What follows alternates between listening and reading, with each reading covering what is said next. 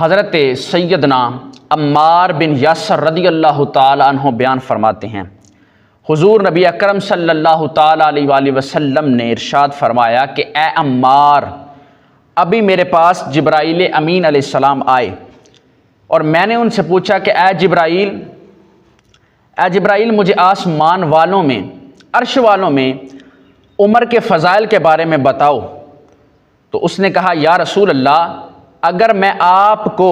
اتنی مدت تک حضرت عمر کے فضائل بیان کرتا رہوں جتنی مدت حضرت نوح علیہ السلام نے زمین پر گزاری ہے، اتنی مدت تک میں حضرت عمر کے فضائل بیان کروں جتنی دیر اللہ کے نبی حضرت نوح علیہ السلام زمین پر رہیں، یعنی 950 برس تک میں آپ کو عمر کے فضائل بیان کرتا رہوں تو عمر کے فضائل کبھی ختم نہیں ہوں گے۔ اور بے شک حضرت عمر حضرت ابوبکر صدیق رضی اللہ تعالیٰ عنہ کی نیکیوں میں سے ایک نیکی ہیں۔ یہ حدیث مصطفیٰ سن لیں اور آپ اندازہ کر لیں کہ مراد مصطفیٰ حضرت سیدنا عمر بن خطاب رضی اللہ تعالیٰ عنہ کو اللہ تبارک و تعالیٰ نے کتنی شانوں سے نوازا۔